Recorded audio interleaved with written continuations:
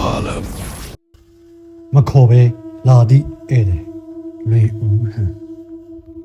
အတော်ပြောင်းလဲသွားပြီပဲမရောက်တာကြတော့နေရာတွေကိုမှတ်တော်မှမမီတော့ဟိုကလေးမလေးကလည်းလူပြန်ဖြစ်မယ်ဆိုရင်40ကျော်လောက်ရှိပြီပေါ့ကျွန်တော်တို့စီးမြင့်လာသည့်တက်စီကားကနှစ်ချောင်းတရားကိုချုပ်ဖြတ်ပြီးဘယ်ဘက်တို့ချိုးကွေးလိုက်စေကျွန်တော်ဇနီးမြင့်ထံမှာအမတ်မထင်ကြားလိုက်ရတဲ့စကားတန်းကြောင့်အတွေးစများပြတ်တော့သွားပြီးလွန်ခဲ့တဲ့နှစ်ပေါင်း40ကျော်ကိုပြန်အမှတ်ရလိုက်မိသည်ထို့အချိန်ကမြစ်တာညွန့်ရက်ွက်သည်ပြင်တော်အိမ်လေးများသာရှိခဲ့ပြီးယခုကဲ့သို့စီကားခြင်းလည်းမရှိပေယခုအခါလုံးကြီးအိမ်လေးများသည်ကန်ထရိုက်တိုက်များအဖြစ်သို့ပြောင်းလဲသွားကြပြီးလူနေထူထက်ကစီကားနေလေပြီကျွန်တော်တို့မိသားစုသည်မြစ်တာညွန့်ရက်ွက်ရှိအင်္ဂလိပ်တစ်လုံး၌နှစ်အတန်ကြာနေခဲ့မှုသည်ထိုစဉ်ကကျွန်တော်ဒီအငားရင်လေပင်ကားတစ်စီးဖြစ်ရုံးကန်ရှာဖွေနေခဲ့ရပြီးအိမ်ပိုင်မဝင်နိုင်မယ်မေတ္တာညွန့်ရက်ွက်မှပြင်တော်အိမ်လေးတစ်လုံးကိုငားရမ်းနေထိုင်ခဲ့ရပြီသည်မေတ္တာညွန့်ရက်ွက်၌နေထိုင်ခဲ့ဘူးတော့လေကျွန်တော်တို့မိသားစုမော်လမြိုင်တို့ပြောင်းရွှေ့သွားပြီးကတည်းကပြန်မရောက်ဒီမှာနှစ်ပေါင်း40ကျော်ခန့်ရှိပြီဖြစ်တော့ကြောင့်အရာရာပြောင်းလဲနေသဖြင့်အတွင်တဲ့အမြင်တဲ့ဖြစ်ကနေရာများကိုပင်မမတ်မိတော့ပေလူပြန်ဖြစ်မယ်မဖြစ်ဘူးဆိုတာဘယ်ပြောလို့ရပါမလဲအမေကြီးဟာဟုတ်တော့ဟုတ်ပါတယ်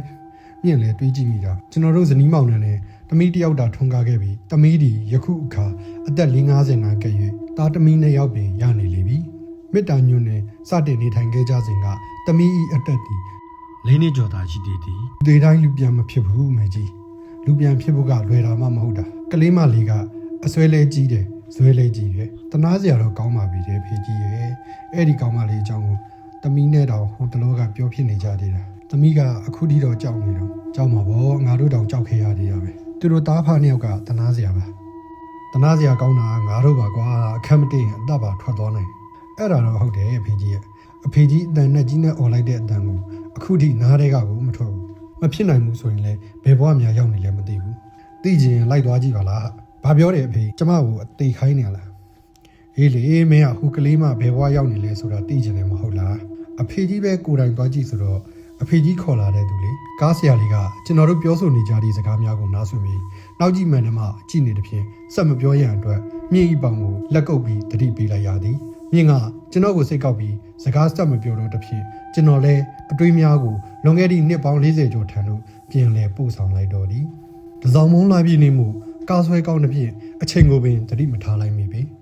ရွှေတကုံဖျားနှင့်တရိတ်ဆန်ဥယျာဉ်ကိုခောက်တုတ်ခောက်ပြန်ပြေးဆွဲနေရပြီးမြင်းဒီကုန်းစန်တရီရုပ်ရှင်ရုံရှိတော့ခရီးသည်ပို့ပြီးအပြန်၌ည8နာရီကျုံနေလေပြီအချိန်လင့်နေသည့်အတွက်အိမ်တို့ပြန်ရန်ဆုံးဖြတ်လိုက်ပြီးမြင်းဒီကုန်းဘက်တို့ချိုးကွေးလိုက်သည့်အချိန်တွင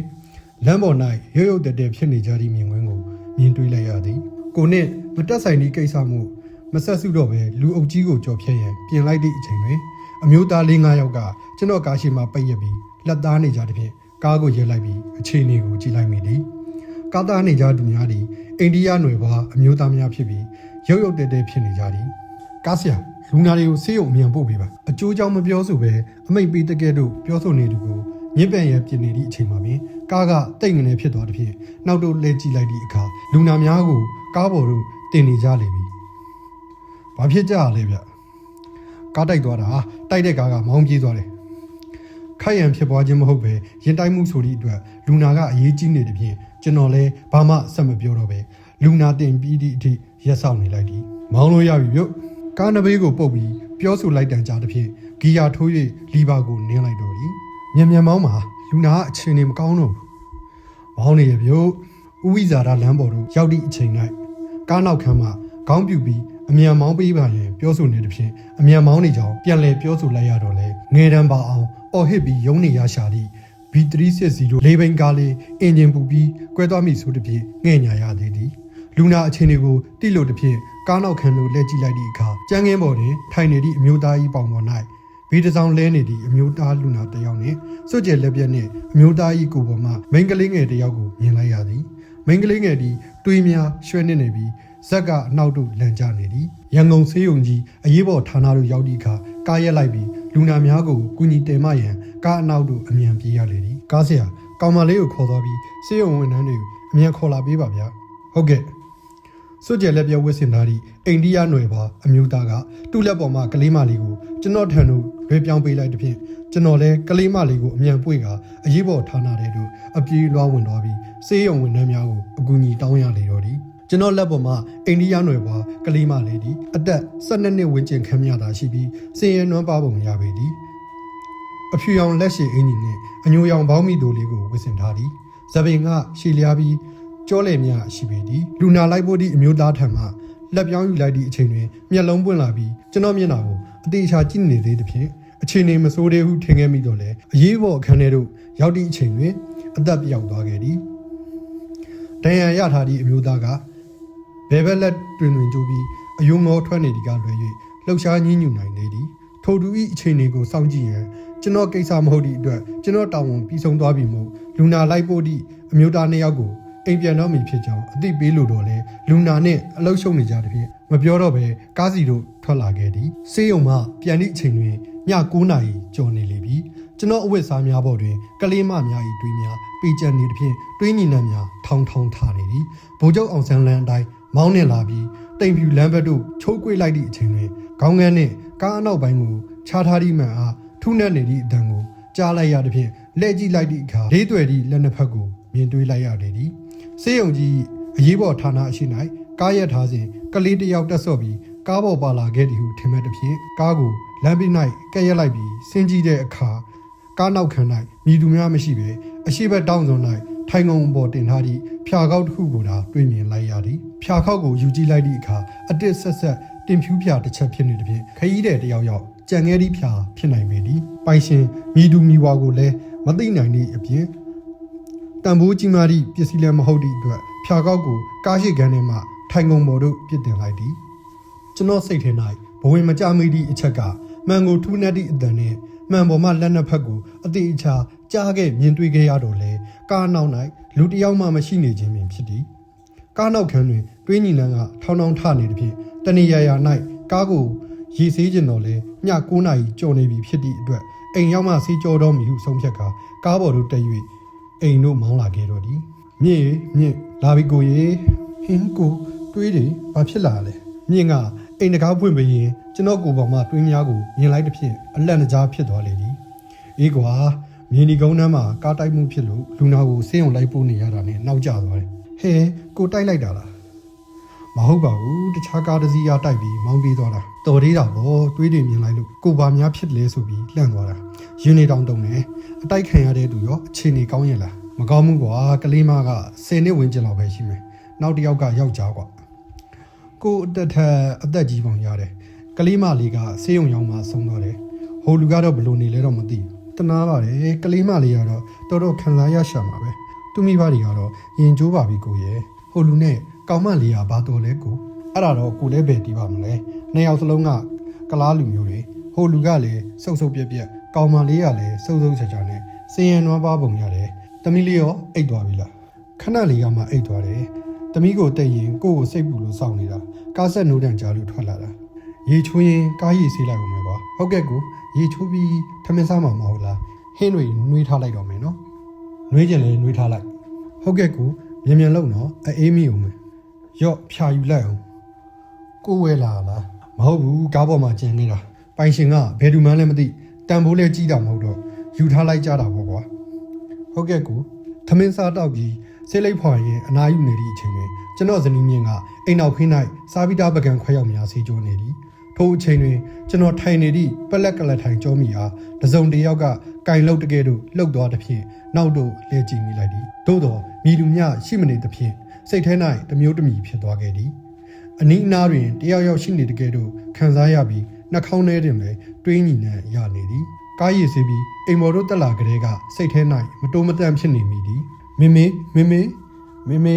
အခန်းထဲမှာတမီးလေးအတန်ကိုကြားလိုက်သည်ဖြင့်တမီးလေးစီတို့သွားရန်ပလက်ကလထိုင်မှထားလိုက်သည့်အချိန်တွင်ပလက်ကလထိုင်ခောက်သွားပြီးညက်နေသည်ဖြင့်ထိုင်မရထမရဖြစ်သွားလေသည်ပလက်ကလထိုင်ခောက်သွားရခြင်းကလည်းထူးဆန်းလာသည်ထိုင်ရမှထားလိုက်စဉ်ပလက်ကလထိုင်ကြောမိအားနောက်မှဆွဲလိုက်လိုဖြစ်ပြီးခောက်သွားခဲ့ခြင်းဖြစ်ကြောင်းကျွန်တော်သိသည်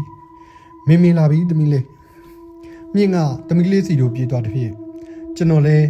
ညက်နေသည့်ပလက်ကလထိုင်ကုန်ကြမှရုံထွက်ခါတမီးစီတို့သွားရလေသည် သမီးလေးဘာဖြစ်တာလဲမြင့်လှန့်ပြီးငိုနေရှာတာခဏကဝုန်းကနေကြားလိုက်တယ်ဘာဖြစ်တာလဲကိုသမီးလေးစီလာမလို့ထားလိုက်တာပတ်လက်ကလတ်ထိုင်ကခောက်ပြီးညက်သွားလို့သမီးကြောက်တယ်မေမေဘာမှမကြောက်နဲ့သမီးမေမေရှိတယ်မိခင်ကရင်ခွင်ထဲတွင်ပွေထားတော့လေသမီးလေးဤမျက်လုံးများကတောင်ကြီးမြောက်ကြီးဖြင့်ကြောက်လန့်နေသည်ဖြင့်ကျွန်တော်စိတ်ထဲ၌တန်တရားရှိလာခဲ့သည်ကိုပရက်ရည်တွားယူလိုက်အောင်မယ်ဟုတ်ကဲ့ကိုဖျားစင်ပေါ်မှာပရက်ရည်ယူရန်အိရှိကန်တို့ထွက်လာသည့်အချိန်တွင်ကျွန်တော်နဗီနာမှာဖြတ်သွားသည့်အဖြူရောင်အရိပ်တစ်ခုကိုခက်ရေးရေးမြင်တွေ့လိုက်ရသည်ထို့အဖြူရောင်အရိပ်သည်အိရှိကန်အတွင်းသို့အရောက်တွင်ရုတ်တရက်ပျောက်ကွယ်သွားသည်စိတ်ထဲ၌ဇနိုးစနောက်ဖြစ်သွားခဲ့တော့လေထင်ထင်ရှားရှားမြင်တွေ့ရခြင်းမဟုတ်သည်ဖြင့်ပရလောကတာဟုပြောရန်ခက်ပေသည်ကျွန်တော်လည်းဖျားစင်ပေါ်မှာပရက်ရည်ယူကအိရှိကန်အနက်ပတ်ဖြန်းလိုက်ပြီးတမီလေးနဲ့အိတ်ခမ်းကိုပါပရက်ရည်ပတ်ဖြန်းလိုက်သည်ဘာမှမဖြစ်ဘူးနော်တမီမေမေရှိတယ်ပြန်အိတ်တော့နော်ဟုတ်ကဲ့မေမေကိုကြီးစလုံးထဲကစီးလက်စပကံလေးတွေကိုအိမ်ထဲထည့်ပြီးနောက်ဖေးတကားပိတ်လိုက်နော်မိတွေပိတ်ဖို့လည်းမမေ့နိုင်အောင်အေးကိုလှုပ်လိုက်မယ်မြင့်နဲ့တမီလေးတို့ခြေနှောင်ထဲဝင်သွားပြီးနောက်ကျွန်တော်လည်းအိမ်နောက်ဖေးတို့ဝင်သွားပြီးရေကန်ကစီးလက်စပကံများထည့်ထားပြီးရေစလုံးကိုအိမ်ထဲတို့ထည့်ပြီးနောက်ဖေးတကားပိတ်မိပြူစဉ်အိမ်နာတကားကအလိုလိုပွင့်လာတဲ့ဖြင့်အိမ်နာကိုလမ်းကြည့်လိုက်မိသည်အိမ်နာနှင့်ရေကပြင်းသည်ဆယ်ပင်မြတာဝေးသည်ဖြင့်ရေကပြင်း၌ထွန်းထားသည့်မီးရောင်ဖြင့်အိမ်နာထဲသို့ကောင်းစွာမြင်တွေ့ရပေသည်အိမ်နာထဲတွင်ရက်နေသည့်မိန်းကလေးတစ်ယောက်ကိုမြင်တွေ့လိုက်ရသည့်အခိုက်အတန့်ရုတ်တရက်လန့်သွားမိသည်ထိုမိန်းကလေးသည်ကျွန်တော်ကားဖြင့်တင်ပြီးဆေးရုံသို့ပို့ခဲ့တဲ့မိန်းကလေးဖြစ်နေသည်ခေါင်းငုံ၍မျက်လုံးကိုလန့်ကြည့်နေသည့်အကြည့်ကမကျေနပ်ကြောင်ဖော်ပြနေသည်ကျွန်တော်လည်းတကားကိုအမြန်ပိတ်ပြီးပြုတ်ခဲ့ဘူးသည့်ကုသိုလ်များကိုအမျှပေးဝေလိုက်သည်ထို့နောက်အိမ်တကားများကိုစစ်ဆေးပြီးမိဖို့ဆောင်မှမီလုံးတစ်လုံးပဲဖွင့်ထားပြီးကြံမီးများအလုံးပိတ်ခါအိတ်ခမ်းထဲသို့ဝင်၍မြင့်ဤဘေးတွင်လဲအိတ်လိုက်သည်အဆက်မပြည့်ဆွဲနေသည့်ယထာအုပ်ဝါဒံကြောင့်ကျွန်တော်လန့်နိုးသွားခဲ့ရသည်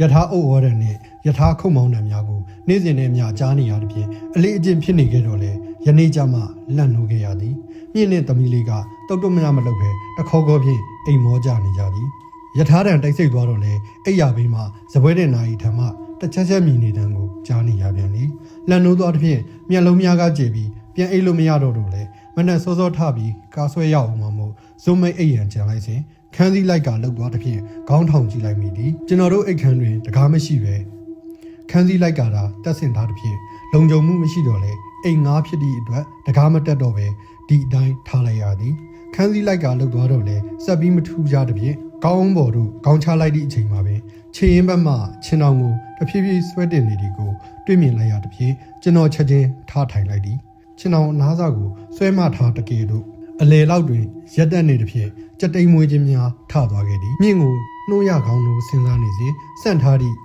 ကျွန်တော်၏ခြေထောက်ကိုအေးဆက်သည့်လက်ဖြင့်စုပ်ကင်လိုက်တယ်လို့ခံစားလိုက်ရတဲ့ဖြင့်ခြေထောက်ကိုအမြင်ရုပ်ပြီးစောင့်ညောက်ထိုင်နေလိုက်သည်ချင်းတောင်နားစာကပြန်မကြတော့ပဲတန့်နေတဲ့ဖြင့်ကျွန်တော်လည်းတန်မုတ်တွေကတာတော့ကိုအတန်ထွက်ယုံရွတ်ဆိုပြီးအချိန်ကြီးကိုစောင့်ကြည့်နေလိုက်သည်ခဏအကြာတွင်ချင်းတောင်အနားစာပြန်ကျသွားပြီးချင်းတောင်အပြင်ဘက်တွင်စောင့်ကြောက်ထိုင်နေသည့်မိန်းကလေးတစ်ယောက်ကိုထင်ထင်ရှားရှားတွေ့လိုက်ရလေသည်မိန်းကလေးကခေါင်းကိုအနှဲငယ်ငုံပြီးကျွန်တော်ကိုမျက်လုံးလန့်ကြည့်နေတဲ့ဖြင့်ကြော်ထဲမှစိတ်တန်လာသည်မြင့်ကိုနိုးလိုက်ပြန်လျင်လေကြောက်လန့်ယုံမှလွယ်၍ဘာမှထူးခြားမှမဟုတ်တော့သည့်အတွက်မနိုးတော့ပဲခြေရင်းမှဆောင်ကိုဆွဲယူကခေါင်းမီးခြုံထားလိုက်သည်ချင်းတောင်အပြင်ဘက်တို့ကြောမပေးရတဲ့ဖြင့်တမီလေးဘက်တို့လဲအိတ်နေသည်မြင့်နဲ့ကြောညင်းထိကပ်ကချင်းတောင်ဘက်တို့မျက်နှာမူထားလိုက်သည်ဆောင်ကိုခေါင်းမူးခြုံပြီးနားဆွန့်ထားသည့်အချိန်တွင်ကျွန်တော်လက်မောင်းကိုလက်ဖြင့်ကုပ်နေတဲ့ဖြင့်သပင်မွေးများထောင်ထသွားသည်ဆောင်စားလွတ်သွားမိဆိုတဲ့ဖြင့်ခြေလက်များနှင်းတာမကကိုနှင့်မှဖိထားရသည်ဘာလဲတမီလေးမြင့်အတန်ကိုကြားလိုက်ရတဲ့ဖြင့်ဆောင်ကိုလက်ပြီးကြည့်လိုက်သည့်အခါငုတ်တုတ်ထိုင်နေသည့်တမီလေးကိုတွေးလိုက်ရသည်ရှူပေါင်းမလို့လားတမီလေးဟုတ်ကဲ့လာမေမေအိမ်နာလိုက်ဖို့ပြင်မယ်မြင့်နိုးလာသည့်အခါမှာအသက်အောင့်ထားသမျှဖြေလျှော့လိုက်ရတော့သည်ထိုအခါမှစီးသွားခြင်းသည့်စိတ်ရေတောက်ခြင်းသည့်စိတ်ကအချိုချိုပေါ်လာခဲ့သည်ကိုလဲလိုက်ခဲ့မယ်ရှူပေါက်ခြင်းလို့ဖေဖေကိုနိုးတာနှိုးမရလို့မေမေကိုနိုးလိုက်ရတာတမီလေးပြောသည့်အခါမှကျွန်တော်ပခုံးကိုကုပ်နေတူသည်တမီလေးဖြစ်ကြောင်းတိလိုက်ရလေသည်ဟုတ်လားမေမေကိုနိုးလဲရပါတယ်တမီလေးရဲ့လာအပြင်ထွက်အမလေးပါတယ်ကြီးကျွန်တော်အပြင်ဘက်တို့ကျွန်တော်တို့တာမီတာဖာ3ယောက်ထွက်ပြီးသည့်အချိန်တွင်အိမ်ရှိကမ်းမှတခုခုပြုတ်ကျသွားသည့်အတန်ကိုကြားလိုက်ရလေသည်တမီလေးကိုရှူသွားတယ်လိုက်ကိုအိမ်ရှိထွက်ကြည့်လိုက်အောင်မယ်မြင့်နဲ့တမီလေးတို့အိမ်နောက်ဖေးထွက်သွားသည့်အခါမြင့်နဲ့တမီလေးတို့အိမ်နောက်ဖေးတို့ထွက်သွားသည့်အခါကျွန်တော်လည်းအိမ်ရှိတို့သွား၍မိဖွင့်လိုက်သည် မိเจ้าကချက်ချင်းလင်းမလာသေးပဲတစ်ဖြက်ဖြက်ဖြစ်နေသည့်ချိန်တွင်အိတ်ရှိတကားကိုကြောပေးရက်နေသည့်မိန်းကလေးကိုမြင်လိုက်ရလေတော့သည်ကျွန်တော်လည်းဘာမှစဉ်းစားမနေတော့ပဲဖျားစင်ပေါ်မှာပရိတ်ရည်ပလင်းကိုအမြန်ယူကအိတ်ရှိအခန်းတစ်ခုလုံးကိုပတ်ဖြန်းလိုက်သည်ထိုအခါမှထိုမိန်းကလေးလည်းပျောက်သွားလေတော့သည်မိเจ้าလင်းလာသည့်အခါအိတ်ရှိခန်းကိုစစ်ဆေးကြည့်တော့လဲမိသည့်ပစ္စည်းမှပြုတ်ကျနေခြင်းမရှိသဖြင့်မိเจ้าပြန်မပိတ်တော့ပဲနောက်ဖေးတို့ဝင်ခဲ့သည်မြင့်ကတမီးလေးကိုရေကပြင်း၌ရှူးတဲ့နေသဖြင့်ကျွန်တော်ကအိမ်နာတို့သွားကစီးသွားလိုက်သည်ကိစ္စပြီး၍အိမ်နာမှထွက်လာသည့်အခါကြက်တိန်များဖြန်းကနေထသွားခဲ့သည်စီးသွားပြီး၍ကြက်တိန်ထားသည်ဟုထင်မှတ်လိုက်သည်မြင့်လည်းရှူးရှူးပေါက်လိုက်အောင်မယ်တမီးလေးကိုခဏကြည့်ထားလိုက်နော်အေး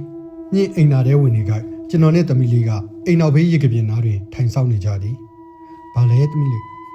ဘာလဲတမီးလေးဘာလဲတမီးလေးတမီးလေးကကျွန်တော်ပခုံးကိုလက်ဖြင့်ကုပ်ပြီးအိမ်နာခေါမိုးပေါ်သို့လက်ညှိုးထိုးပြနေသည်ဖြင့်ကြည့်လိုက်သည့်အခါအိမ်နာခေါမိုးပေါ်တွင်လက်နှစ်ဖက်ရှေ့သို့ထောက်၍စောင်းကြောက်ထိုင်နေသည့်မိန်းကလေးကိုမြင်လိုက်ရသည်ဖြင့်ကျွန်တော်တကိုယ်လုံးအေးဆက်တောင်းတင်သွားပြီးကြက်တိန်မွေးခြင်းများထသွားလေ။သမီးမကြီးနဲ့မြင့်မြန်လောက်ဘာဖြစ်လို့လဲကိုမြန်လောက်ပါဆိုမှကွာပြီးပါပြီကိုရဲ့အိမ်နာတက်ချင်လို့လားစကားမများနဲ့ကွာမြန်ထွက်ခဲ့။သမီးလေးကိုဆွဲလဲပြီးအိမ်ရှိဘက်တို့မျက်နှာမူခိုင်းရင်ဇနီးတဲ့ကိုအမြန်ထွက်လာဖို့ပြောရသည်။မိန်းကလေးဒီမိဒီအတွက်ကြောင့်ကျွန်တော်ကို6လန်းနေခြင်းမသိပါအိမ်နာတက်ချင်တာများတခါတည်းတက်လိုက်ပါတော့လားကိုရဲ့မြင့်ကအောင့်ထားလို့ရပါတယ်စကားမများနဲ့အိမ်ထဲအမြင်ဝင်လက်မောင်းကိုကိုင်းကအိမ်ထဲတို့ဆွဲတွင်ပြီးတကားအမြင်ပိတ်နေသည့်ကျွန်တော်ကိုမြင့်ကနားမလဲသလိုကြည့်နေသည်ဘာဖြစ်နေရလဲကိုကြည့်ရတာတခုခုဖြစ်နေလို့ပဲနောက်မှမေးပါကွာခန်းထဲသွားကြမယ်တရေတွေးလို့မေမေရဲ့ဟင်တရေမဟုတ်ပါဘူးတမီးကလင်းတာပဲဟုတ်ပါဘူးတမီးမြင်ပါတယ်မြင့်ကိုလည်းပြောကြပါဦးတားဖားနှစ်ယောက်ဘာတွေဖြစ်နေကြလဲအိမ်နာအမိုးပေါ်မှာတရေမကြီးထိုင်နေတာတမီးတွေ့ရမြင်မေဟင်းဖျားလာကြပါကွာတမီးကလည်းမဟုတ်တာမပြောရအောင်ဟုတ်ပါတယ်ဆိုတရေကကလမလေးမြင်မေရဲ့ဟင်းတော်တော်ရှိတဲ့တမီးပါလားလာကျွန်တော်လည်းစိတ်မရှိတော့တဖြင့်တမီးလေးကိုပွက်ချပြီးအိမ်ငန်းထဲတို့ခေါ်သွားလိုက်တော့သည်မြင့်ကလည်းကြောက်လန့်လန့်ဖြင့်ကျွန်တော်နောက်မှကပ်ပြီးလိုက်လာလေသည်ထိုနေ့ညကတမီးလေးတာအိပ်ပျော်သွားတော့လေကျွန်တော်နဲ့မြင့်တို့ကကြောဆက်ရင်မိုးလင်းခဲ့ကြရသည်တညလုံးအေးပြက်ထားဒီနေ့ကားမဆွဲပါနဲ့လားကိုရဲ့မြင့်ပြောတာမှန်ပါသည်တညလုံးမအေးရသေးတဖြင့်မူးဝေပြီးငိုင်မိနေသည်အေးကွာမနှက်စာစားပြီးခဏအိတ်လိုက်အောင်မယ်အိတ်ရကနိုးမှပဲကားထွက်ဆွဲတော့မယ်မြင့်လည်းချက်ပြုတ်စားတော့ပြီးမှခဏပြန်အိတ်ဖြစ်မယ်မူးနောက်ဖြစ်နေပြီဈေးသွားမနေပါနဲ့ကွာရှိတာနဲ့ဖြစ်တယ်လို့ဒါချက်လိုက်တော့ဟုတ်ကဲ့ကိုဘဲဥကျော်ပဲစားလိုက်ကြတာပေါ့တမီးလေးလည်းကြိုက်တယ်အေးမနှက်စာစားပြီးကြတဲ့ကငှိုက်လာတဲ့ဖြင့်အိတ်ရှိကန်းတွင်ဖြာခင်းပြီးအိတ်ဆက်လိုက်ဒီမှာညနေ4နာရီထိုးကနေမှနိုးလာခဲ့တော့သည်မြင့်ကိုနိုးပြီလားနိုးပြီတမီးလေးရောတမီးလေးကအခန်းထဲမှာအခုထိအိတ်နေတော့ညနေဆောင်နေပြီနိုးလိုက်တော့လေညမအိတ်နိုင်မဲနေအောင်မယ်ခဏနေမှနိုးလိုက်တော့မယ်တားဖား2ယောက်စလုံးအိတ်နေလိုက်တာများတခုနဲ့မင်းကမအိတ်ဘူးလားအိတ်မလို့ပဲအဝတ်တွေလျှော်စရာရှိရနဲ့မအိတ်တော့ပဲအဝတ်တွေလျှော်နေလိုက်တာ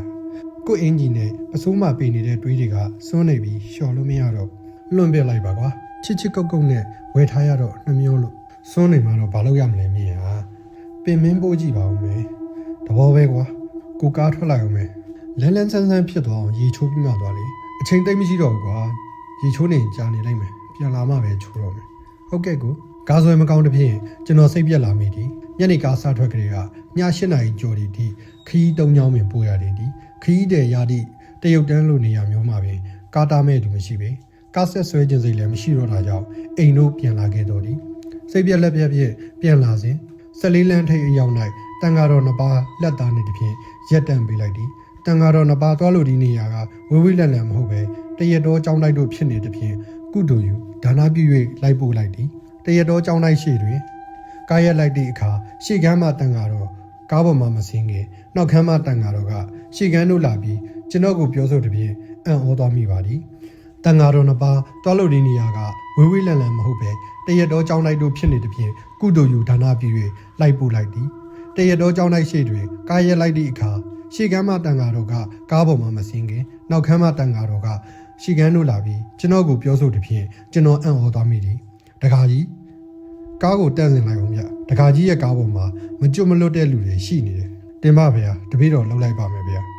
တန်ဃာတော်တွေပင့်ဖိတ်ပြီးဆွန့်ကပ်အမြအတန်းပေး တန်ဃာတော်တွေကိုပင့်ဖိတ်တဲ့အခါကံမဝါပါရွတ်ပေးပါလို့အရင်ဦးဆုံးလျှောက်တင်ပြမဟုတ်ရင်ရိုးရိုးစွန့်ကတ်တဲ့ထင်ပြီးကံမဝါစာယူလာကြမှာမဟုတ်ဘူးတင်မပဲတန်ဃာတော်နှစ်ပါးဆင်းသွားပြီးနောက်ဗိုလ်ချုပ်လမ်းဘက်တို့ချိုးကွေးလိုက်ပြီးဗိုလ်ချုပ်လမ်းမီပွိုင်းတို့ရောက်သည့်အခါမီပွိုင်းနေတဖြင့်စောင့်ဆိုင်နေသည့်အချိန်တွင်ကားနောက်ခန်းနှင့်ခေါင်းကန်းကိုခြားထားသည့်မှန်အား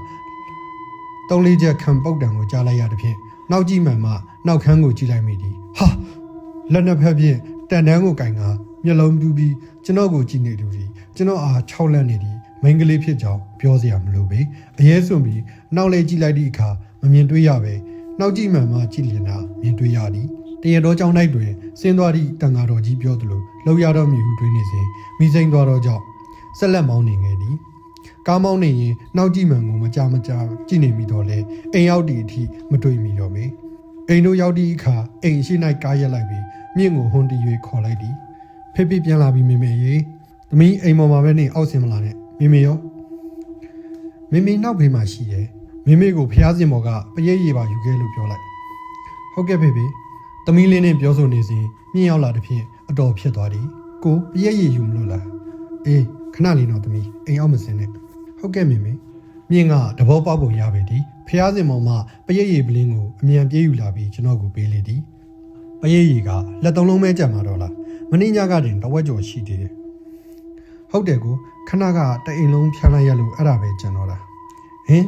အိမ်ပေါ်ရောက်မှပြောပြမယ်ကိုလှုပ်ရှားရှိရလောက်ရေချိုးမှမဟုတ်လားအေးရေလဲလုံကြီးတစ်ပတ်တွားယူလိုက်အောင်မယ်သမီးလေးကိုကြည်ထားလိုက်နော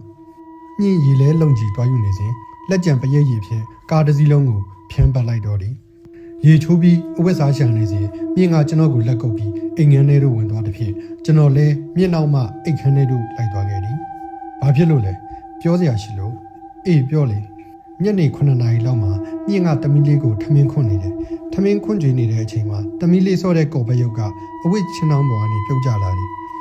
ကြွတိုးလို့ပြုတ်ကျတဲ့ထင်ပြီးမြင့်လည်းတမီးလေးကိုထမင်းဆက်ခွန်းနေတယ်ခဏနေတော့ကော်ဘက်ရုပ်ကမြင့်တို့အိမ်ခန့်အဝါနဲ့အိမ်နောက်ဖေးကိုလမ်းလျှောက်နေတယ်ကိုဟေးတမီးလေးရောတွေ့သွားလားမတွေ့ဘူးတမီးလေးကနောက်ကိုကြောဖေးထားတယ်ကော်ဘက်ရုပ်ကနောက်ဖေးတို့ဝင်သွားတာနဲ့မြင့်လည်းပရိတ်ရည်ယူပြီးတအိမ်လုံးပတ်ပြန်လိုက်တယ်ညနေဆောင်ပဲရှိတယ်ရောအဲ့ဒါလိုဖြစ်နေရလားဟုတ်တယ်ကိုကျွန်တော်ကြုံခဲ့ရတဲ့အကြောင်းကိုမပြောပြတော့ပဲကျွန်တော်တိလို့ဒီအကြောင်းကိုမေးလိုက်တယ်အဲ့ဒီတော့ကော်ဘက်ရုပ်ကဘာဖြစ်သွားလဲရေကပြင်ဘက်ကိုထွက်သွားတာပဲမြင်လိုက်တယ်မြင့်လေသွားမကြည့်ရလို့နောက်ဖေးတကားပဲပိတ်ထားလိုက်တယ်ရေကပြင်တကားမပိတ်ရတယ်ဘူးပေါ့ဟုတ်တယ်ကိုသွားကြည့်လိုက်အောင်မယ်ပြီးရင်တကားပိတ်ခဲ့မယ်တမီးလေးနဲ့အတူနေပေးလိုက်တတိထားပြီးသွားတော့အေးပါညင်အရှိမှမို့မကြောက်ရောင်ဆောင်နေရတော့လေကျွန်တော်ကြောက်လန့်နေပြီဒီအိမ်နောက်ဖေးတကားကိုဖွင့်ပြီးနောက်တော့လဲကြည့်လိုက်တဲ့အခါမြင့်ကကျွန်တော်ကိုစိတ်မချတဲ့ဖြင့်အိမ်ရှိခန်းမနေစောင့်ကြည့်နေသည်မိဖို့ဆောင်မိဖွင့်ထားတော့လေရေကပြင်မှမိဖွင့်မထားတဲ့ဖြင့်ရေကပြင်တို့ထွက်သည့်တကားကိုပိတ်ရန်ကျော်နေနေချမ်းနေမိသည်တကားကအပြင်တို့ဖွင့်သည့်တကားဖြစ်သည့်အတွက်ရေကပြင်တို့ထွက်ပြီးတကားကိုပိတ်ပြီးဆွဲပိတ်မှရပေသည်မပိတ်လို့လည်းမဖြစ်သည့်အတွက်ရေကပြင်တို့ထွက်ပြီးတကားပေါင်ကိုကင်လိုက်သည့်အချိန်မှာပင်ကျွန်တော်လက်ကိုစုပ်ကင်လိုက်သည့်လက်တစ်ဖက်အိုင်မြင်တွေးလိုက်ရတဲ့ဖြင့်လှန့်ပြီးអော်လိုက်မိသည်အမလေးဗျကိုဘာဖြစ်တာလဲကျွန်တော်អော်လိုက်သည့်အတန်ကြောင့်မြင့်တဲ့တမီးလေးတို့ပြေးလာကြသလိုချင်းရင်းနဲ့ခေါင်းရင်းအိမ်များကလည်းပြတင်းပေါက်တကားများဖွင့်ကြည့်ကြတဲ့ဖြင့်ကျွန်တော်ရှက်သွားမိသည်ဘာမှမဖြစ်ပါဘူးရေကပြင်ပေါက်ထဲ6လောက်ကျုံသွားလို့ကျွန်တော်လိန်ညာပြောခြင်းဖြစ်ကြောင်းမြင့်ကသိသည်ရေကပြင်တကားကိုကြက်ထိုးနေသည့်လက်များတုံနေတဲ့ဖြင့်အပေါက်လမ်းမတဲဖြစ်နေခြင်းတွင်မြင့်ကတကားချက်များထိုးပေးလေသည်ကျွန်တော်ကြောက်လန့်တာတခါမှမမြင်ဘူးသည့်အတွက်အလွန်ခြောက်ခြားစရာကောင်းသည့်အရာကိုမြင်တွေ့လိုက်ရတဲ့ဖြင့်ယခုလိုဖြစ်ပျက်သွားမှမြင့်တဘောပေါက်ကိုရပေသည်မြင့်ကကျွန်တော်ကိုဘာမှမမေးပဲတောက်ရည်တစ်ခွက်ခတ်တိုက်လေသည်ကိုအိမ်ရှိသွားရအောင်အိမ်ရှိတို့ထွက်လာရင်ဒူးချောင်နေသလိုခံစားရတဲ့ဖြင့်တစ်ချက်ခွေကြသွားမတတ်ဖြစ်နေလေသည်ရလာကိုအေးရတယ်မြင့်တို့အိမ်ပြောင်းကြမယ်ကိုအိမ်နဲ့မဆိုင်ဘူးထင်တယ်အိမ်ရှိရောက်မှပြောကြမယ်နော်တခုခုလုံးမှတော့ဖြစ်မယ်အိမ်ရှိရောက်သည့်အခါပလက်ကလတ်ထိုင်ပေါ်တွင်ထိုင်ချလိုက်ပြီးမျက်စိကိုပိတ်ခါအသက်ကိုဝအောင်ရွှင်ရင်စိတ်ကိုတည်ငြိမ်အောင်လုပ်နေရသည်ကျွန်တော်မြင်တွေ့လိုက်ရသည့်လက်သည်တီးတွေ့ပြီးမင်းနဲ့နေသည်လက်တစ်ခုလုံးကိုမြင်ရခြင်းမဟုတ်ပဲလက်ဖြံအထီးသာမြင်တွေ့ရသဖြင့်လက်ပြက်ကဲ့သို့ဖြစ်နေသည်ကျွန်တော်လက်ကိုစုပ်ကင်လိုက်စဉ်က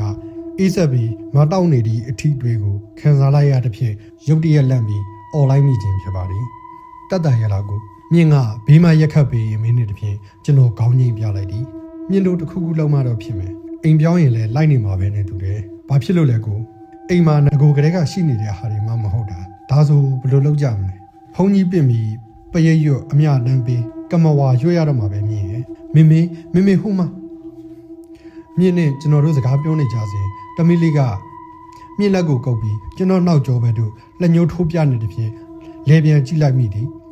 နောက်ကျောဘက်တွင်ဘာမှမရှိတော့လေတယောက်ယောက်ရှိနေတကယ်တော့ကျွန်တော်စိတ်ကထင်နေမိသည်ဘေးအိမ်မှာမိသားစုများလည်းမအိတ်ကြတဲ့တဖြင့်အနှဲငယ်တော့အားရှိသည်ဘာမှမရှိပါဘူးတမီးရဲ့ကလမလေးမေဖေနောက်မှာရက်ပြီးတမီးကိုစိုက်ကြည့်နေတမီးပြောလိုက်မှကျွန်တော်ကြက်တိန်မွင်းချင်းထသွားပြီးထိုင်ရမှအမြန်ထားလိုက်ရလေသည်မြင့်ကလည်းရုတ်တရက်ထားကပလက်ကလထိုင်နောက်တို့ကြည့်နေသည်မြင့်တမီးပြောတာတွေ့ရလို့လားမြင့်ကခေါင်းငိမ့်ပြတဲ့ဖြင့်ကျွန်တော်ဘာဆက်လုပ်ရမလဲမတွေးတတ်တော့ပြီ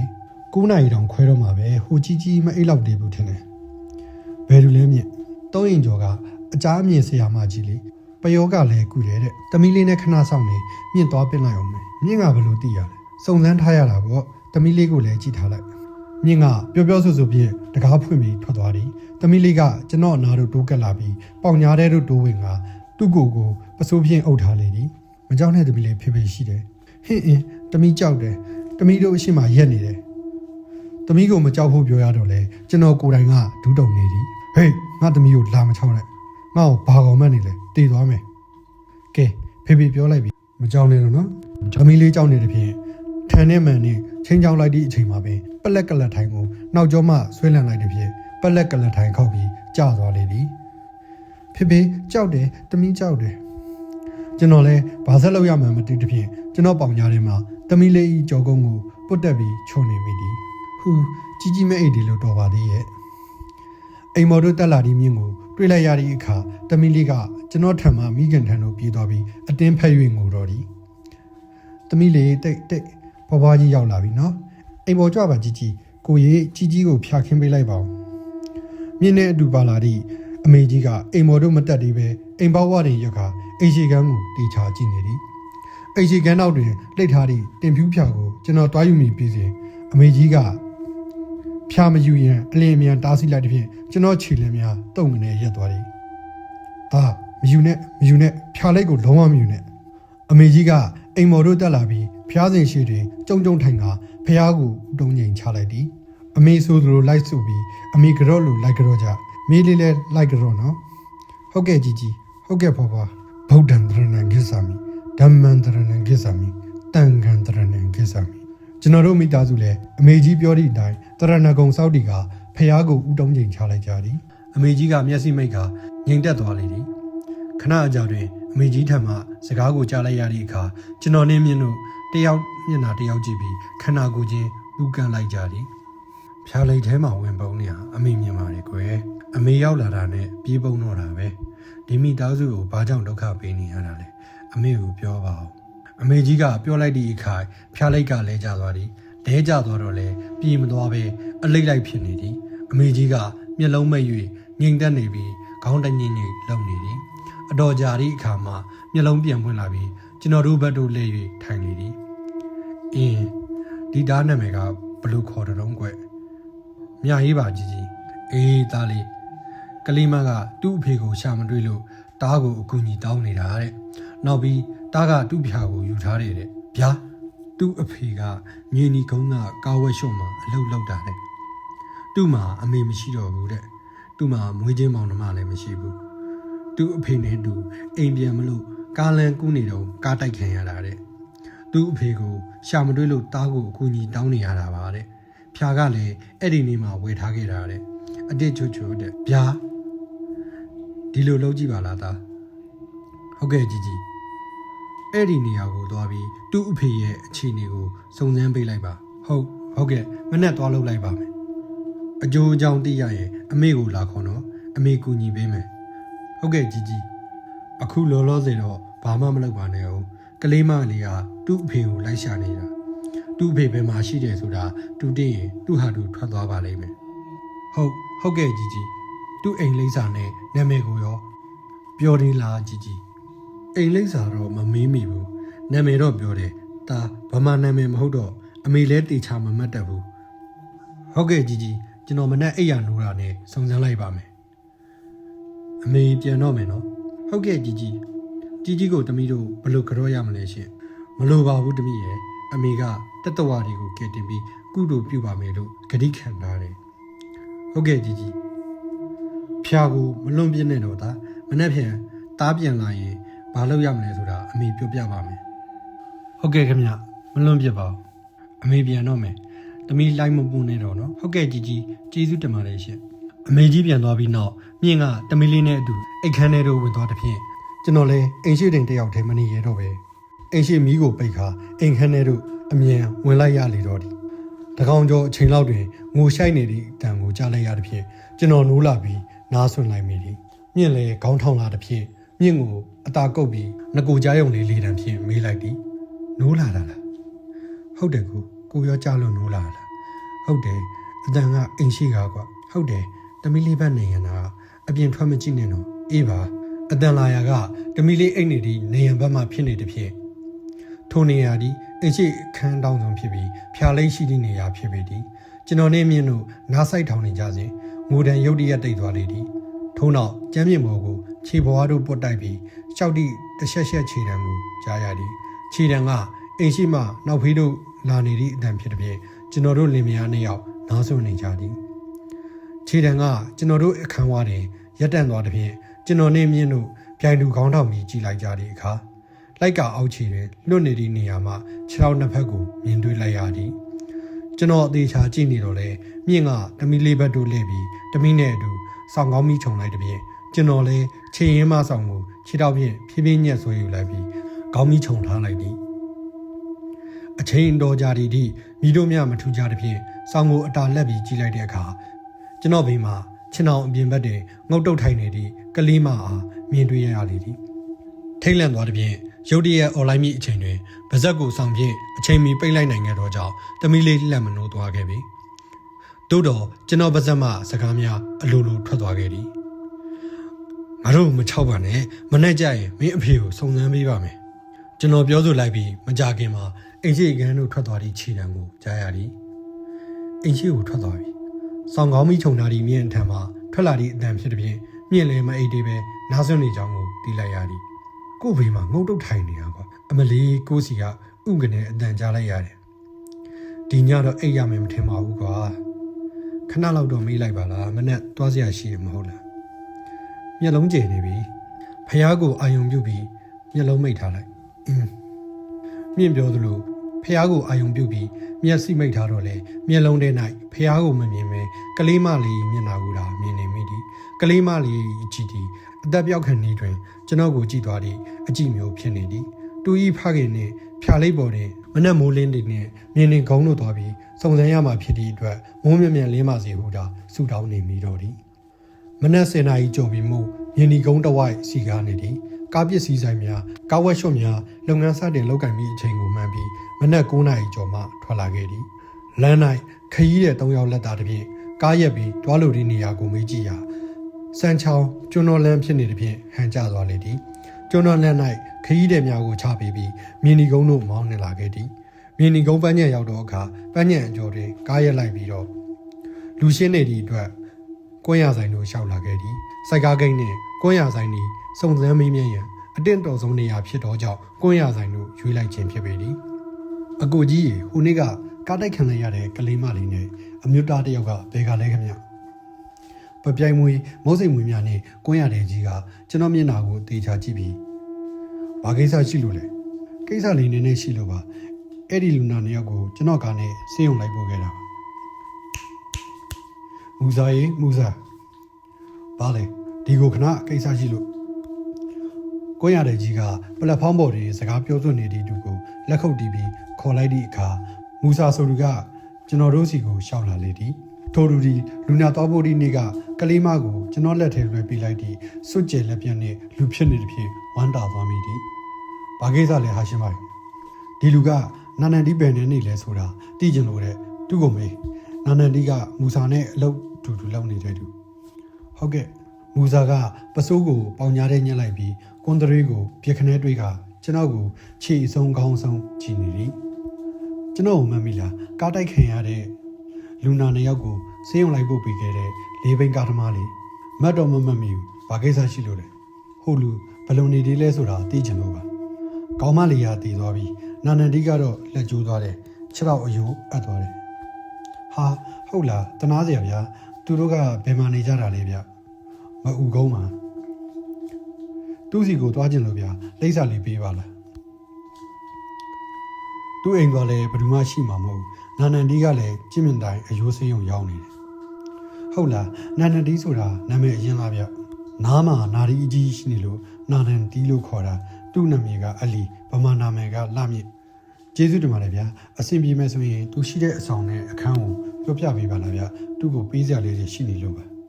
ရပါတယ်ကိုမူစာပေးသည့်အဆောင်ကိုအသေးချာမှတ်ထားပြီးအိမ်တို့အမြန်ပြန်မောင်းလာခဲ့သည်အိမ်ရှိမရောက်ခင်တုံးလင်းအိမ်ကွာလောက်ကလေးကဟွန်းတန်ပေးထားတဲ့ဖြင့်သမီးလေးနဲ့မြင့်ကအိမ်တကားဘဝနိုင်ရက်ပြီးစီးကြုံနေသည်ဘယ်လိုလဲကိုအဆင်ပြေရဲ့လားအဆင်ပြေတယ်သူ့ဖေရှိတဲ့နေရာကိုတီးပြီးကားပေါ်မှာဆင်းပြီးအိမ်ပေါ်တို့တက်လိုက်သည့်အခါဖျားစင်အောက်တင်ထိုင်နေသည့်အမေကြီးကိုတွေ့လိုက်ရလေသည်ကြီးကြီးရောက်နေလားအမေကြီးကကျွန်တော်ကိုပြုံးပြီးခေါင်းငိမ့်ပြသည်ကိုထွက်သွားကြတဲ့ကအိမ်မှာမနေရဲလောက်အောင်ဖြစ်နေလို့ကြီးကြီးကိုတွားခေါ်ရတာဟေးဘလို့ဖြစ်တာလဲသမီးကို6လို့ဖြစ်ပြီဟင်ဟုတ်လားသမီးဟုတ်တယ်ကိုမနဲ့တောင်6တယ်ဆိုတော့ဘလို့ဖြစ်တာလဲကွာသမီးရဲ့ကိုဘရုပ်ကအိမ်ရှိမှာပတ်ပြေးနေတယ်သမီးကမြင့်ကိုခေါ်ပြလို့အိမ်ရှိကိုပြေးကြည့်တော့ကိုဘရုပ်လေးကခေါင်းချလက်ပတ်လည်နေတာကိုကြီးဟေးသူပြောနေလို့ပါသားရဲ့သားကသူ့အဖေကိုစုံစမ်းပေးမယ်လို့မင်းညကပြောထားတယ်ဆိုဗျာဟုတ်ပါတယ်သားထွက်သွားတော့ပျော်လို့လောက်တာပါတဲ့သူပြောတာအရေးမကြီးဘူးကြီးရဲ့သမီးတို့သားအမိကြောက်လွန်လို့တည်တော့မယ်ဘေးအိမ်တွေကိုအော်ခေါ်ပြရင်လည်းမကောင်းလို့ကြီးစီပြေးလာခဲ့ရတာသူ့ကိုယ်သူတည်သွားပြီဆိုတာမသိရှာသေးဘူးဗျာဒါဆိုကော်ဘဲရုပ်ထဲကိုဝင်ဘူးတာကဘလို့ကြောင့်လဲကြီးဝိညာဉ်အဖြစ်ရှိနေတဲ့အချိန်မှာသူ့စိတ်ထဲမှာဖြစ်နေတဲ့ခံစားချက်ကိုလောက်ပြနိုင်တဲ့အရာနဲ့လောက်တဲ့သဘောပါလူတွေသိအောင်လောက်ပြဖို့ကဒီနည်းပဲရှိတာရုံမရှိနံဆိုတော့သူတို့မှဒီလိုလောက်ပြမှဖြစ်မှာပေါ့သားရဲ့ကလေးမလေးကကားတိုက်ခံရတာကိုပဲသိတယ်တည်သွားပြီဆိုတာမသိရှာသေးဘူးကလေးပဲရှိနေတော့ဝိညာဉ်ဘဝနဲ့မတော်ရမလာတဲ့ရောင်လည်လည်နဲ့ဖြစ်နေရတာသူ့အဖေကမတွေ့လို့တားနောက်ကိုလိုက်လာတာတဲ့တားသူ့ကိုဆေးရုံလိုက်ဖို့ပေးတာသူမှတ်မိတယ်တဲ့သူ့ဖြာလဲပြန်တောင်းနေတယ်အော်သူ့အဖေတည်းစုံစမ်းလို့ရတယ်လားသားဟုတ်ကဲ့ကြီးသူ့အဖေကမတည်သေးဘူးလက်ကျိုးသွားတယ်ခြေထောက်အယိုးအပ်သွားတယ်တဲ့ကြည့်မြင်တိုင်းအယိုးဆေးရုံမှာတင်ထားတယ်လို့ကြားခဲ့တယ်ကောင်းလိုက်တာကဲအမေတူနဲ့စကားပြောမယ်ငြိမ်ငြိမ်လေးနေပေးကြနော်ဟုတ်ကဲ့ကြီးအမေကြီးကဖျားစင်ဘက်တို့လဲကဥတုံးငိမ်ချပြီးဗဇက်ကလည်းတတွတ်တွတ်ဖြင့်ပြောဆိုနေသည်ခဏအကြာတွင်မင်းညာကကဲတို့မျက်လုံးမိတ်ပြီးငြိမ်သက်သွားလေသည်ကျွန်တော်တို့မိသားစုကအမေကြီးနဲ့ခလန်လန်းတွင်ထိုင်နေကြပြီးအမေကြီးနဲ့နေရန်တောက်တွင်ထောင်ထားသည့်တင်ပြူးပြလိမ့်ကိုတတိထားပြီးကြည်နေကြသည်ဖြာကိုမြင့်ပြန်လိုက်တာလားမဟုတ်ဘူးကြီးလိုက်ပေးတာမြင့်လည်းမကန်ရဲဘူးမြင့်နေကျွန်တော်လေတံပြည့်ပြောဆိုနေကြစဉ်တမီလေးကကျွန်တော်ပေါင်ကိုလက်နဲ့ကုပ်ပြပြီးဖြာလိုက်ကိုလက်ညှိုးထိုးပြနေတဲ့ဖြင့်ကျွန်တော်နဲ့မြင့်တို့၏အကြည့်ကအခန်းတော်မှဖြာလိုက်စီတို့ရောက်သွားပြီးတင်ဖြူးဖြာလိုက်ကမတိမတာလှောက်ရှာလာပြီးအနှဲငယ်ရင်ခါနေသည်ညဘက်မဟုတ်တဲ့ဖြင့်အလွန်မင်းကြောက်လန့်ခြင်းမရှိတော့လေအနှဲငယ်တော့ကြော်တဲ့စိတ်မိသည်မမေဟိုမှာဖြာလိုက်ထဲကခေါင်းထွက်နေတယ်တမီးကအတန်တိုးတိုးလေးဖြင့်ပြောပြီးမြင့်ရင်ခွင်ထဲကိုတိုးဝေကမျက်နှာဝတ်ထားလေသည်တမီးမြင်လိုက်ရလို့လားကျွန်တော်ကတမီးလေးအနာတို့ကပ်ပြီးလေတံတိုးတိုးဖြင့်မေးလိုက်သည့်အခါတမီးလေးကမျက်နှာဝတ်ထားရင်မှခေါင်းငိမ့်ပြသည်ကဲတမီးတို့ရေအမလီအမေကြီးကကျွန်တော်တို့ဘက်ကိုကြောခိုင်းထားရမှာရုတ်တရက်ပြောလိုက်တဲ့ဖြင့်ဖြာလိုက်ကိုအသေးချာစိုက်ကြည့်နေကြသည်မြင့်နေကျွန်တော်တို့နှစ်ယောက်လန့်သွားကြပြီးမြင့်ကလန့်ပြီးអော်လိုက်မိသည်ဘာဖြစ်လို့လဲသမီးဘာမှမဟုတ်ပါဘူးကြီးကရုတ်တရက်ကဲဆိုပြီးပြောလိုက်လို့လန့်သွားတာပါဖေးရလေသမီးရဲ့အမေအတန်နည်းနည်းကျေသွားတယ်ထင်တယ်ဘာလို့ရမယ်ဆိုတာအမေပြောပြမယ်ဟုတ်ကဲ့ကြီးအမေကြီးကကျွန်တော်တို့ဘက်လှည့်ထိုင်လိုက်ပြီးသားကညက်နေလူနာတွေ့ချိန်ကျဆေးရုံကိုသွားပြီးသူ့အဖေကိုသွားတွေ့လိုက်ပါဘာမှမပြောနဲ့ဖြာလိုက်ကြံခဲ့လို့လာပေးတယ်လို့သာပြောလိုက်နော်ဘ ဘာသာကြားဆိုတော့ယုံမယ်မယုံဘူးဆိုတာအမေလည်းမသိဘူးဟုတ်ကဲ့ခင်ဗျသမီးတို့မှာကြည်မှန်လေးရှိသေးလားလက်ကင်မှန်လေးအဲ့ဒါမျိုးတော့မရှိဘူးကြီးကြီးသမီးတနက်ခါလိမ့်နဲ့မှန်ပဲရှိတယ်တိတ်တော့မကြည့်ဘူးကြည့်ရင်လက်နှစ်ဖက်နဲ့ကင်တဲ့အခါအဆင်မပြေမှာဆိုလို့သမီးရဲ့မှန်ကဈေးကြီးရင်တော့ဈေးပေါ်တဲ့မှန်တော့ဝယ်လိုက်ပါသမီးဈေးမကြီးပါဘူးဘာလို့မလို့လဲကြီးကြီးပြောပြပါမယ်ဒါအမေပြောတာကိုအသေးချာနားထောင်နော်အမေကဖြာလိတ်ကိုအခန်းထဲထည့်ပေးခဲ့မယ်တားတို့ကပြတင်းပေါက်တွေမှန်တွေပိတ်ထားပြီးအလင်းအောင်နေနေပါပါရှိနေကိစ္စမရှိပါဘူးဒါလောက်ရမှာကအိမ်ကမထွက်ခင်ဖြာလိတ်ကိုပုတ်ပြီးရှက်ပြီးတန်ခုံမိုးမိုးအေးနင့်အဖေနဲ့တွေ့ဖို့ငါနဲ့လိုက်ခဲ့ဆိုပြီးသုံးကပြောပါအဲ့ဒါလိုလုပ်တဲ့အချိန်မှာတားတယောက်တည်းရှိနေရမယ်သမီးတို့တာအမိကအမေအိမ်မှာခဏလာနေကြဗျာမကြောက်နဲ့တော့တာဟုတ်ကဲ့အရေးကြီးတဲ့တစ်ချက်ကိုအမေပြောပြမယ်ဟုတ်ကဲ့ကြီးအမေပြောတဲ့အတိုင်းပြောပြီးတာနဲ့တာကဖြာလိတ်ကိုကြုံပေးပြီးမှန်ထဲကနေနောက်ကိုကြည့်ပါကလေးမလေးကိုဖြာလိတ်ဘေးမှာတွေ့ရင်အဆင်ပြေပြီးတာနဲ့လိုက်ခင်မယ်ဆိုတဲ့သဘောပဲဗျာဘလို့ပုံစံပဲမြင်ပါစေမကြောက်နဲ့တော့တာကလေးမလေးကိုဖြာလိတ်ဘေးမှာမတွေ့ရင်တော့တခုခုမားနေပြီအဲ့ဒါဆိုဘာဆက်ဖြစ်မလဲကြီးမားပြီဆိုတာနာမည်မားတာအခေါ်အပြောမားလို့ပါဘာမှမဖြစ်ပါဘူးကျွန်တော်တယောက်တည်းလောက်ရမှာလားကြီးပါနေပြီလို့မရဘူးလားတားတယောက်တည်းလောက်ရမှာဘေးမှာဘယ်သူမှရှိလို့မရဘူးတားကသူ့ဖြာကိုယူလာခဲ့မိတဲ့အတွက်တောင်းပန်ရမှာဗျာအမေပြောတာတေချာနားထားအောင်ဟုတ်ကဲ့ဖြာလိတ်ဘေးမှာကလေးမလေးကိုတွေ့ရင်နင့်ဖြာမှန်မသိလို့ယူမိပါတယ်နင့်အဖေနဲ့တွေ့ဖို့ငါနဲ့လိုက်ခဲ့ပါလို့ပြောတခါတည်းပဲပြောပါတခြားဘာမှမပြောမိစေနဲ့ပြောပြီးတာနဲ့မှန်ကိုကျမ်းပေါ်မှာမောက်ခုံထားလိုက်တော့ပြန်မကြည့်နဲ့နော်ဟုတ်ကဲ့အဲ့ဒါလေးလှုပ်ပြီးသွားရင်ဖြာလိတ်ကိုပိုက်ပြီးသူ့အဖေစီခေါ်သွားပြီးတော့သူ့အဖေပေးပြီးရင်တားရဲ့ကိစ္စပြီးပြီကြံတာအမေဆက်လုပ်မယ်ဘယ်အချိန်လောက်ရမလဲကြီးညနေလူနာကြည့်ချိန်အရောက်သွားရမှာဆိုတော့မသွားခင်လောက်ပေါ့ခုကလေးကကြုံမလုံးနဲ့နော်သွားခင်ဒီလောက်ပြီးတခါတည်းယူသွားဟုတ်ကဲ့ကြီးပြောရမယ့်စကားတွေမေ့သွားပြီလားမေ့သွားရင်အမေပြန်ပြောပြမယ်မားလို့မဖြစ်ဘူးကလေးမလေးရဲ့နာမည်ကိုရောမှတ်မိလားမှတ်မိပါတယ်ဒါဆိုအမေကိုဖြာလိတ်ထားဖို့အခန်းတစ်ခုပေးပါသမီးတို့အိတ်တဲ့အခန်းပဲရှိတဲ့ကြီးအဲ့ဒီအခန်းဆိုရလားရပါတယ်နည်းနည်းမောင်နေပြီးတာပဲကျန်းပေါင်းနဲ့နေရင်ကအလင်းရောင်ဝင်မှာပဲလေအဲ့ဒါလောက်ကတော့ရပါတယ်အမေကိုအခန်းပြဟုတ်ကဲ့ကြီးသမီးနဲ့လိုက်ခဲ့ကိုရေးသမီးကိုခဏခေါ်ထားလိုက်ပါအမေကြီးကဖြာလိတ်ကိုပွေပြီးမြင့်နောက်မှအခန်းထဲသို့လိုက်သွားလေသည်ခဏအကြာတွင်မြင့်နဲ့အမေကြီးတို့နှစ်ယောက်အခန်းထဲမှပြန်ထွက်လာကြသည်အခန်းထဲကိုဘယ်သူမှမဝင်စေနဲ့နော်အခန်းထဲကိုကလေးမဝင်မိစေနဲ့နော်သမီးဟုတ်ကဲ့ကြီးဂရုစိုက်ပြီးထိန်ထားပါမယ်အမေပြန်တော့မယ်ထမင်းစားသွားပါဦးကြီးထမင်းကျွေးကြလို့ပါမစားတော့ဘူးသမီးအိမ်ကအဖိုးကြီးကထမင်းစားချိန်စောင့်နေမှာတားလို့ဆရာရှိတာလောက်တော့မဲ့အချိန်မှာသမီးတို့သားအမိကအမေစီလာနေကြနော်ဟုတ်ကဲ့ကြီးအခန်းဝါးနဲ့ရက်ပြီးစိတ်ကိုတည်ငြိမ်အောင်ထားတော့လေရင်ဘက်ထဲမှာတဒိန်းဒိန်းမိတယ်ကိုအတိုင်းသားကြားနေရသည်ညနေအထိမစောင့်နိုင်တော့ပဲနေ့လေ3 နာရီခွဲကလေးကမြင့်နဲ့သမီးလေးကိုအမေကြီးအိမ်တို့လွတ်လိုက်သည်မြင့်ကစိတ်မချနေသည့်အတွက်နေ့လေကင်းမှုကြောက်စရာမလိုကြောင်းပြောဆိုလိုက်ရတော့လေမြင့်တို့တာအမိမေကြီးတို့အိမ်ကိုထွက်သွားကြတဲ့ကတယောက်တည်းထိုင်မရထမရဖြစ်နေခဲ့သည်အိမ်ဘေးမှာကလေးများစော့ကစားနေသည့်တန်နဲ့လူကြီးများစကားပြောဆိုနေကြသည့်အတန်ကိုကြားနေရသဖြင့်စိတ်အနှဲငယ်တက်တာရပေသည်တကယ်လောက်ရတော့မည်ဆိုပြန်တော့ဒုနှစ်ဖက်ကတဆက်တုံနေပြီခြေပြားလက်ဖြားများအေးဆက်ပြီးအခန်းဝါး၌ခြိတုံချတုံဖြစ်နေမိသည်မဖြစ်မနေလောက်ရတော့မည်ကိစ္စဖြစ်နေသည့်အတွက်အာတင်းကလိုက်ကောက်ကိုဆွဲဖွင့်ပြီးအိတ်ခမ်းထဲသို့ဝင်ခဲ့လိုက်တော့သည်ပြတင်းပေါက်ကြားနေရန်ကြားနှင့်ကြမ်းကင်းများမှတိုးဝင်နေသည့်အလင်းရောင်ကိုမြင်လိုက်ရမှစိတ်သက်သာရာရလေသည်ကျွန်တော်လည်းအချိန်ဆွဲမနေတော့ပဲအမေကြီးပြောခဲ့သည့်အတိုင်းအမားယုံမရှိပြောဆို၍ဖြာလိတ်ကိုတုံးချက်ပုတ်လိုက်သည်မြည်တို့မြမထူးကြသဖြင့်မှန်ကိုထောင်ပြီးနောက်တို့လဲကြည့်လိုက်သည့်အခါကျွန်တော်တကိုယ်လုံးအေးဆက်တောင့်တင်သွားပြီးအသက်ရှူရမတတ်ဖြစ်သွားလေတော့သည်ဖြာလိတ်ဘေးတွေရက်နေသည့်ကလေးမလေးသည်ရခင်ကလိုမဟုတ်တော့ပဲမျက်နာက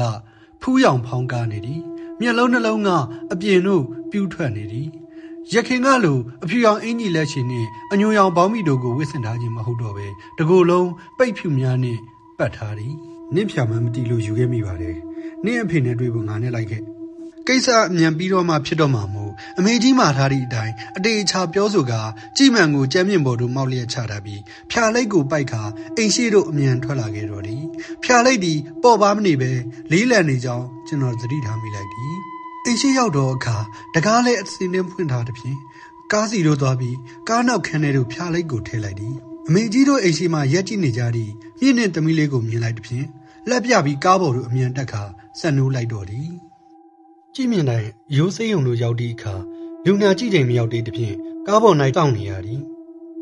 လူနာကြည့်ချိန်ရောက်လာသည့်အခါဖြာလိုက်ကိုပိုက်ပြီးဟိုမေးဒီဆန်းဖြင့်အလီခေါ်ကိုလာမြင့်ကိုရှာဖွေရပြန်သည်မကြခင်မှာပင်ကျွန်တော်တွေ့လို့သည့်ကိုလာမြင့်ထံသို့စိုက်စိုက်မြိုက်မြိုက်ရောက်ခဲ့ရလေတော့သည်ဘဲဘက်လက်နှင့်ညာဘက်ခြေထောက်တွင်ပတ်တီးများစီးနှောင်ထားပြီးဂရင်ပေါ်တွင်လဲနေသည့်ကိုလာမြင့်ကိုကြည့်ပြီးရင်ထဲစိုးနှင့်သွားမိသည်ကိုလာမြင့်သည်စင်ရဲနွမ်းပါပုံရပေသည်ကိုလာမြင့်မဟုတ်လားဟုတ်ပါလေကျွန်တော်နာမည်မြအေးပါကိုလာမြင့်တို့ဆေးရုံကိုလိုက်ဖို့ပြီးတဲ့လေးမိန်မောင်းနဲ့တူပါအော်ထိုင်မှာကျေးဇူးတင်လိုက်တာဗျာကျွန်တော်ထိုင်လို့မရလို့လှည့်ပြီးစကားပြောတာစိတ်မရှိပါနဲ့ကိုလာမြင့်သည်ကျွန်တော်ထက်အသက်ကြီးတော့လေရိုးရိုးတည်တည်ပြောဆိုတတ်သည်ဖော်ရွေသည်သမီးလေးအကြောင်းကိုကြားတာစိတ်မကောင်းဘူးဗျာကျွန်တော်လည်းအမြန်မောင်းတာပဲကျွန်တော်လက်ပေါ်မှာတင်ဆုံးသွားတာအလားပေးသလောက်ပဲနေရမှာပေါ့ဗျာကိုလာမြင့်ကိုလာကြည့်ရင်လည်းကျွန်တော်ကားပေါ်ကြံခဲ့တဲ့ကိုလာမြင့်တို့ဖြာကိုလာပေးတာပါဟာနေပါစီဗျာဘာတန်မိုးမှမရှိတော့တကူးတကလာပေးเสียမလိုပါဘူးတန်ဖိုးရှိပါတယ်ကိုလာမြင့်ကျွန်တော်ကားပေါ်မှာကြံခဲ့တာဆိုတော့ခမရတမိကဒီဖြာကိုတဘောကြလို့လက်ထဲကမလွတ်ပဲကင်လာခဲ့တယ်နဲ့တူပါတယ်အဲ့ဒါတော့ဟုတ်တယ်ဗျအဲ့ဒီနေ့ကဖြာရောင်နဲ့အသေးဆိုင်ရှိကဖြတ်သွားတော့ကျွန်တော်ကိုအတင်းပူစားတယ်သူအိတ်တဲ့ဖြာအစတွေထွက်ပြီးစူးလို့ဖြာဝယ်ပေးပါလို့ပြောတယ်စီးကြလာတဲ့မျက်ရည်များကိုတုံနေသည်ကိုလာမြင့်ကိုကြည့်ရင်ကျွန်တော်မျက်ရည်ဝဲလာတဲ့ဖြင့်အခြားအကြောင်းအရာကိုမေးမြန်းပြီးစကားလွှဲလိုက်ရသည်လူနာဆောင်မရှိဘူးလားကိုလာမြင့်ရှိတယ်ကိုကျွန်တော်တူတယောက်ညဆောင်ပေးတယ်ကျွန်တော်ညီမက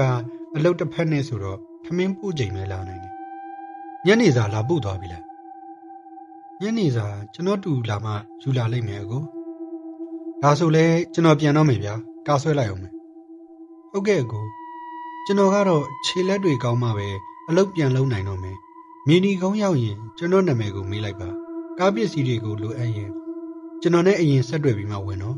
နဒန်တီးလို့မေးလိုက်ရင်ကလေးကအစတည်တယ်ဟုတ်ကဲ့ကိုလာမြင့်ဟာဝင်အားဖြင့်ကူညီလို့တော့လေကျွန်တော်ကိုယ်တိုင်ကကားဆွဲမှထမင်းစားနေရတဲ့ဘဝမှုမကူညီနိုင်ခဲ့ပြီ